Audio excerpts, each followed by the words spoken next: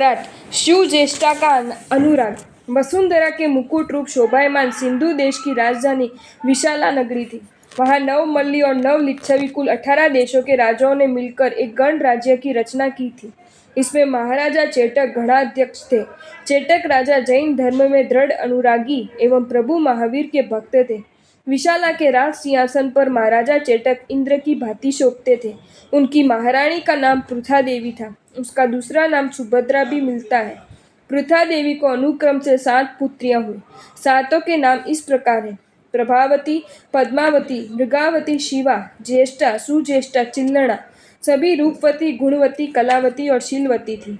सबसे बड़ी पुत्री प्रभावती की शादी वितभय पतन के महाराजा उदयन के साथ, पद्मावती की शादी चंपापति दधिवाहन के साथ, मृगावती की शादी कौशाम्बी नरेश शतानिक के साथ, शिवा देवी की शादी मालवपति चंड प्रद्योत के साथ और ज्येष्ठा की शादी क्षत्रिय कुंड के महाराजा सिद्धार्थ के ज्येष्ठ पुत्र नंदीवर्धन के साथ हुई थी।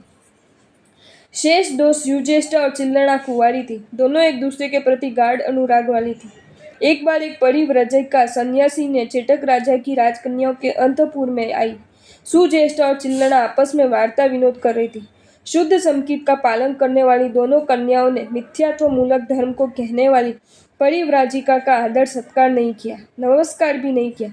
इससे परिव्राजिका ने क्रोधित होकर अपमान का बदला लेने का निश्चय किया।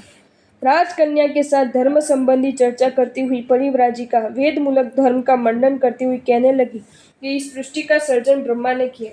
उनकी लीला अपार है और वे संपूर्ण जगत में व्याप्त है। परिव्राजिका के मत को खंडन करती हुई राजकन्या बोली कि यदि ईश्वर जगत व्यापी है तो जगत के असूचिमय पदार्थों में भी ईश्वर का अस्तित्व मानना पड़ेगा। ब्रह्मा को सृष्टि का सर्जनहार मानोगे तो उसने प्रत्येक जीवात्मा को असमान क्यों बनाया? सभी को विध विध रूप क्यों दिए? कोई काला, कोई घोड़ा, कोई छोटा, कोई बड़ा, कोई धनवान तो कोई निर्धन, ऐसी विषमता क्यों रखी? ब्रह्मा ने स्वयं दैत्यों का सर्जन किया और अपनों ही हाथों से उनका नाश क्यों करते हैं? तुम्हारा भगवान तो नारी के संग बसता है, हाथ में शस्त्र भी रखता है। हमारे परमात्मा तो जिनेश्वर देव है, जो राग द्वेष से रहित है, वितरागी है, सभी अंतरंग शत्रुओं पर विजय प्राप्त किया है। वे सर्वज्ञ सर्वदर्शी है, कर्ता के रूप में स्वयं के किए हुए कर्मों को मानते हैं। इस प्रकार अनेक प्रयुक्ति से सुज्येष्ठा ने परिव्राजिका को निरुत्तर कर दिया। मान भंग से कुपित होकर वह द्वेष बुद्धि से सोचने लगी कि राजकन्या गर्व से उन्मत्त हो रही है। मेरा आदर सत्कार करने के बजाय मुझे पराजित करके मेरा अपमान किया। अब मैं इसका बदला भी लूं तभी मुझे शांति मिलेगी। इसको मैं संपत्तियों सौतन के दुख में डालूंगी। ऐसा सोचकर अनेक कलाओं को जानने वाली परिव्राजिका ने सुज्येष्ठा के अद्भुत रूप का एक चित्रपट तैयार किया। वहां से रवाना होकर वह राजगृह में श्रेणिक राजा के पास आई। राजसभा में महाराजा को वो चित्रपट दिखाया। चित्रपट देखते देखते महाराजा चित्रवत स्थिर हो गए। साक्षात रति का अवतार हो ऐसी सौंदर्यवती सुंदरी के चित्रपट को देखने में निमग्न हो गए। कुछ क्षणों के बाद स्वयं को संभालते हुए महाराजा ने परिव्राजिका को पूछा कि ये साक्षात रति सुंदरी है या स्वर्ग की अप्सरा है? चंद्रलेखा जैसी मूर्तिमान सौंदर्यवती कन्या मनुष्य लोक की होना असंभव है। परिव्राजिका की तीर निशाने पर लग गया था, इसलिए हर्षित होती हुई वह बोली, राजन, यह मनुष्य लोक की एक जीवंत कन्या का चित्र है। चित्र में तो केवल एक झलकी है, इससे तो वह कई गुना अधिक रूपवती है। हय्य वंशीय विशाला नरेश चेटक की ये 6 नंबर की कन्या है।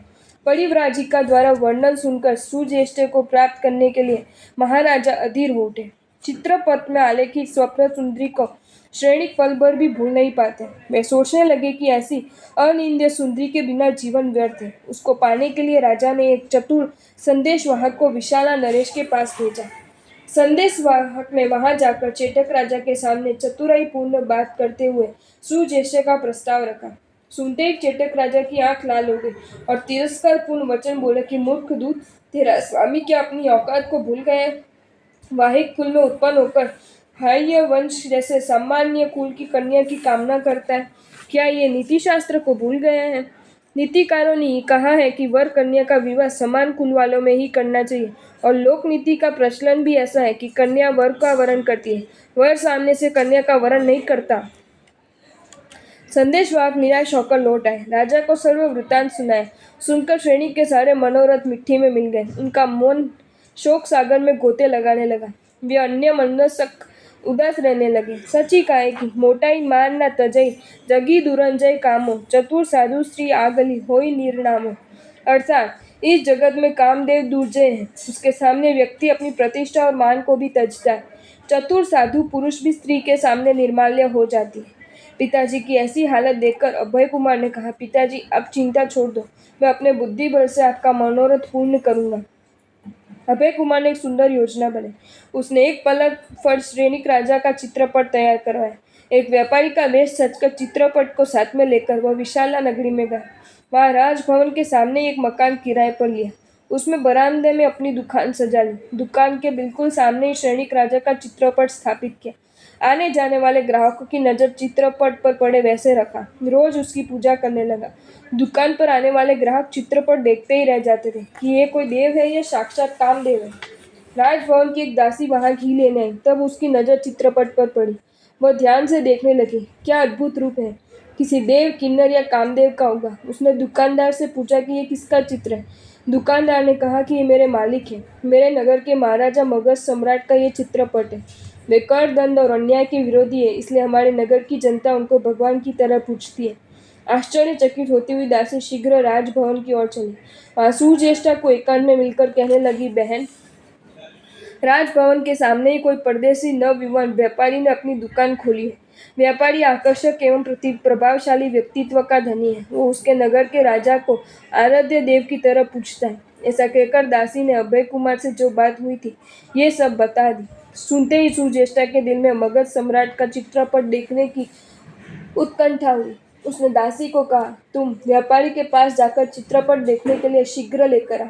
ये कार्य युक्ति पूर्वक करना। दासी अभय कुमार के पास जाकर मीठे वचनों से बोली कि मेरी स्वामिनी विशाला नरेश की कन्या आपके आराध्य देव का चित्रपट देखना चाहती, तो क्या आप थोड़ी देर के लिए मुझे दे सकते हैं।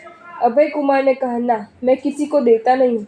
जिसको देखना है वह यहाँ आकर देख सकते हैं। दासी नम्रता से अभय कुमार को विनती करने लगी। तब अभय बोला कि मैं खुद ही चित्रपट लेकर दिखाने आऊंगा। दासी गुप्त मार्ग से अभय कुमार को लेकर सुज्येष्ठा के पास आई। अभय कुमार ने सादर चित्र खोलकर सुज्येष्ठा के सामने रखा। वह अपलक नेत्रों से चित्र को देखने लगी। वह आसपास सब कुछ भूलकर चित्रमय हो गई। कुछ क्षणों में अस्फुट शब्दों से मनोभाव प्रकट करने लगी। इस जन्म में बस यही मेरी पति, मैं अपने मन से वर चुकी हूँ। उसके मनोभाव को देखकर अभय कुमार ने सोचा कि दाव सफल हो गया। मन में कार्य सिद्धि की पारावार प्रसन्नता थी, मगर ऊपर से गंभीर रहकर बोले कि आप प्रेम में दीवानी बनकर पतंगी की भांति बिना सोचे मत कूदो, ये कार्य आसान नहीं है। सुज्येष्ठा ने कहा, मेरा निश्चय अटल है। अगर मेरा मनोरथ असफल रहा तो मैं जीवन भर अविवाहिता रहूंगी। आप मेरा सहयोग करें। अभय कुमार ने कहा, आप निश्चित रहो। मेरा प्रयास ऐसा होगा कि आपका मनोरथ पूर्ण करने के लिए मेरे स्वामी स्वयं यहाँ आकर आपको ले जाएंगे।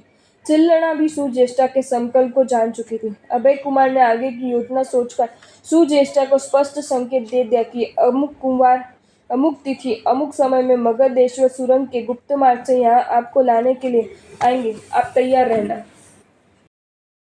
आपको ये वीडियो अच्छा लगा हो तो इसे लाइक करें और शेयर करें, और ऐसे ही नए नए वीडियोज़ देखने के लिए सब्सक्राइब करें हमारी channel Jain facts and stories को।